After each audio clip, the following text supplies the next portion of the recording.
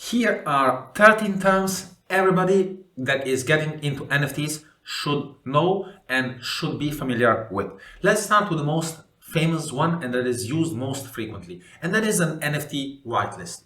An NFT whitelist in the NFT world is a list of people who get early access and a guaranteed access to a mint at a specific date and a window of time. An NFT drop. An NFT drop is the release of a non-fungible token. A drop refers to the exact time and date and generally the minting price of an NFT. Many NFT drops have purchase limits that apply to the number of NFTs that you are able to mint in one transaction. So what is an NFT mint? An NFT mint is the process of publishing a non-fungible token or an NFT on the blockchain and making it available for purchase to everybody. You will see usually mint on a button on a web page, and once you click that button, you will be presented with a MetaMask wallet that is allowing you to purchase that NFT and interact with the blockchain. An airdrop. What is an NFT airdrop? In the NFT world, the NFT airdrop refers to sending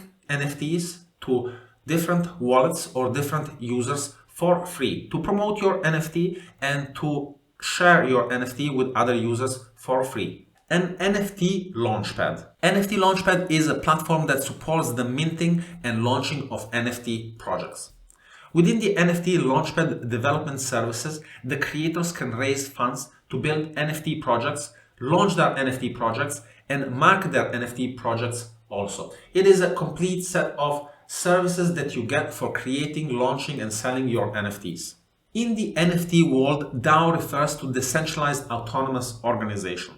Many of the upcoming NFT and metaverse projects are setting up DAOs, in which the team developing such spaces and such projects are not governed by one single person or a entity. The regulation and governance of DAO are coded in the smart contracts and the NFT on the blockchain and cannot be changed unless voted upon by the members of the DAO. DAOs are usually funded through NFT sales, where holders of the NFTs can decide how to use the treasury of their future project direction.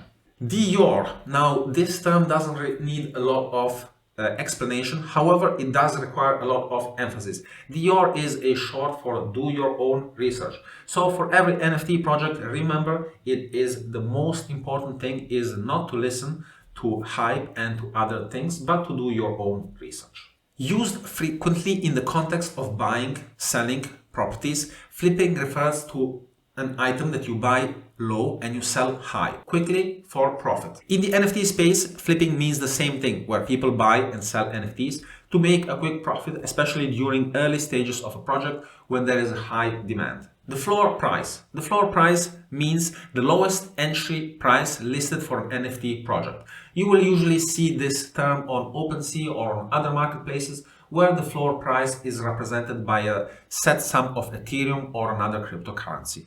Gas or gas fees. Gas fees one needs to pay to a blockchain network to perform all kinds of transactions. The fee is paid to the miner of a blockchain network that compensates for the computing energy required to process and validate transactions. Gas fees differ from network to network and are also volatile throughout the day. Gas fees are required when you are buying an NFT, so make sure that you take that into account every time you are buying or selling an NFT. A whale. A whale describes someone with a lot of crypto money who's able to invest or has already invested in high-value NFT projects. A rug pull. Not too far from a scam, a rug pull refers to a scenario where a team behind a seemingly authentic NFT project abandons it and runs away with all of the funds. And finally, generative art. Generative art is used by popular NFT projects such as the Bored Ape Yacht Club, CryptoPunks, Pudgy Penguins, Phantom Bear, also the Genesis Robots, and even many other NFT projects. And it's a way of creating thousands and thousands of assets from different layers. We will see this method in this video tutorial, so stick around and let's go on to the next lesson.